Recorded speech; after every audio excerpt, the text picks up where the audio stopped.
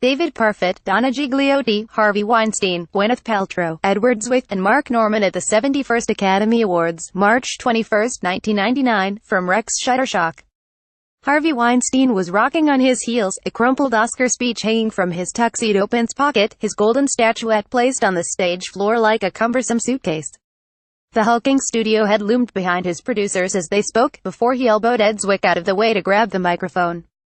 At long last, the boorish New Yorker was basking in the recognition of the Hollywood establishment. It was March 21, 1999, the night Shakespeare in Love won the Academy Award for Best Picture, an honor many thought rightly belonged to its stiffest competitor, Steven Spielberg's $70 million World War II drama, Saving Private Ryan.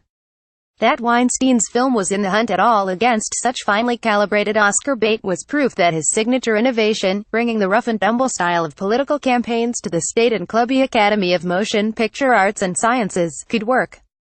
That his talky little Shakespearean romance won against the pricey studio war epic changed the awards forever. We know now that those memorable 1999 Oscars hid a darker story, one most of the world learned of this fall as more than 79 women as of press time came forward accusing Weinstein of UAL misconduct.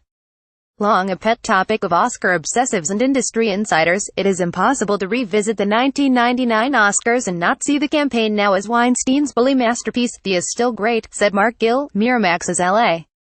president at the time of the Shakespeare in Love win. "The individual achievements are still remarkable, but you can't possibly look at it through the same lens anymore. You just can't take Paltrow's involvement alone." In an October New York Times story that furthered the deluge of accusations against Weinstein, Paltrow said that when she was 22, she reported for a meeting with the producer at the Peninsula Beverly Hills Hotel to discuss her first starring role, in his 1996 film Emma. During the meeting, Paltrow alleged Weinstein put his hands on her and suggested they head to his bedroom for a massage, which Paltrow declined. 4 years later, the actress would be holding the Best Actress Oscar she won that March night and thanking Harvey Weinstein and everybody at Miramax Films for their undying support of me. In Shakespeare in Love, director John Madden told the fictional tale of the Bard of Avon, who, while struggling to write what would become Romeo and Juliet, falls in love with Viola de Lesseps, the daughter of a wealthy merchant. Paltrow, making the fifth of 9 films she shot for Weinstein, played Viola. Joseph Fiennes was Shakespeare. Judi Dench played Queen Elizabeth. In the late 1990s, Weinstein was at the height of his power in Hollywood, but during the smooth, $25 million production of Shakespeare in Love, supervised by Miramax production chief Merrill Poster and producer Donna Gigliotti, he had little cause to wield it. Madden reshot one key scene, of Viola teary saying goodbye to Shakespeare at the end of the film. The studio wanted a version where Paltrow's character appeared more empowered than devastated, a conclusion that would leave the audience hopeful. Given what we now know about Weinstein's alleged treatment of his leading lady, the tonal change in Paltrow's performance from wounded to strong feels cheapened, said 2 former Miramax executives who worked on the film. Once tweaked, the tested off the charts with general audiences and won over the industry crowd at its New York premiere. A limited release opening weekend in 8 theaters brought in $224,012, a respectable showing that suggested a robust box office future. Still, Weinstein needed to win over one key crowd. At the Los Angeles premiere, at the prestigious Academy Theater, the film's reception was more muted. Weinstein was concerned and, mid-screening, demanded an explanation from a colleague at the event. "I told him, these people are rooting against you to succeed, not for you to succeed," the associate said.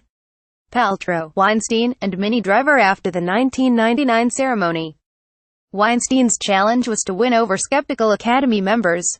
To do so, he turned on the marketing engine that had helped him nab the Best Picture statuette for The English Patient and nominations for both Pulp Fiction and The Crying Game.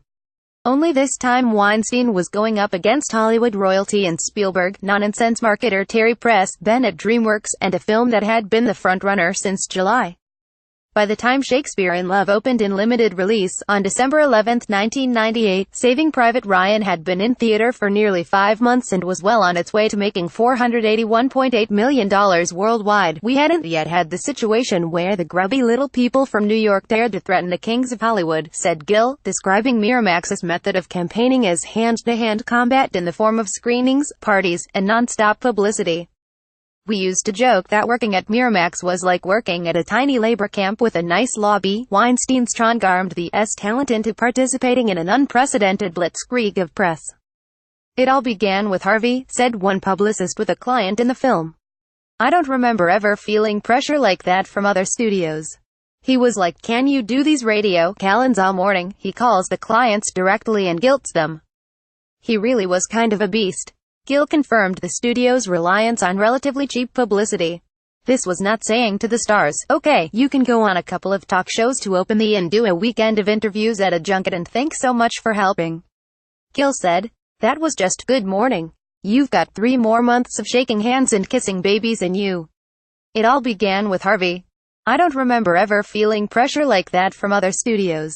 Weinstein ticked off Academy brass by paying for a Welcome to America party for Madden, who is British, at Elaine's, in New York, and inviting Academy members, appearing to violate a 1997 Academy rule that deemed such receptions improper.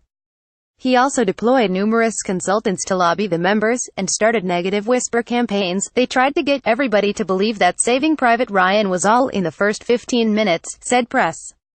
I said to Steven Spielberg, listen, this is what's going on. Steven said to me, I do not want you to get down in the mud with Harvey. Weinstein played into the inherent narcissism of the Academy, its love of seeing actors and writers like themselves as heroic characters on screen, and he pushed the novelty of the film as a literate love story posing what might have been the inspiration for Shakespeare's first theatrical hit. It made its mark instantly with many of us, said Tony Angelotti, an Academy member and publicist whom Weinstein hired as a consultant on the film.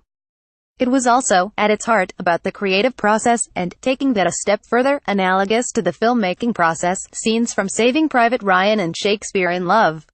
In addition to Weinstein's barnstorming strategies, Shakespeare in Love benefited from a quirk of technology, the addition of screeners on VHS tape that allowed Academy members to contenders in the comfort of their homes. With timing, technology, and Weinstein's brazenness on its side, Shakespeare in Love ended the 71st Academy Awards with 7 Oscars, including those for Best Picture and Best Actress for Paltrow. Saving Private Ryan won 5, including that for Best Director for Spielberg. When Weinstein took the stage that night to accept the Best Picture prize, it was an unorthodox move for a studio chief, and one that rankled some Academy members in its audacity.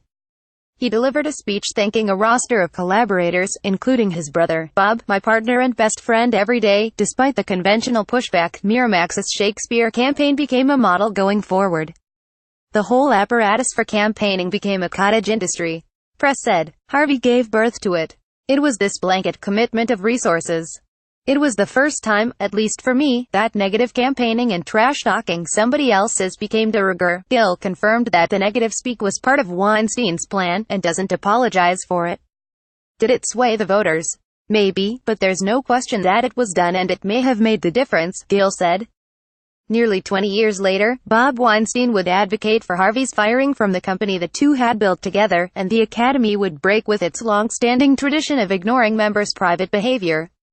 Among the vocal Academy members who took a stance demanding that Weinstein be expelled from the industry group was Press, now the CBS Films president, who in a Facebook post threatened to quit if Weinstein stayed. Within days, the Academy, whose approval Weinstein had devoted his professional life to earning, issued a statement announcing that the disgraced executive would be expelled. The era of willful ignorance and shameful complicity, annually predatory behavior and workplace harassment in our industry is over, it read. Get Vanity Fair's HWD newsletter. Sign up for essential industry and award news from Hollywood. Full-screen photos. Gwyneth and Gwyneth Paltrow and Blythe Danner. Photographed by David Seidner for the April 1996 issue.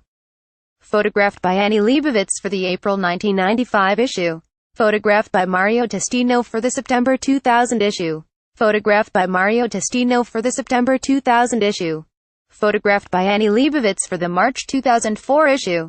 Photographed by Justin Bishop for the November 2007 issue. Photographed by Hannah Thompson for the September 2009 issue.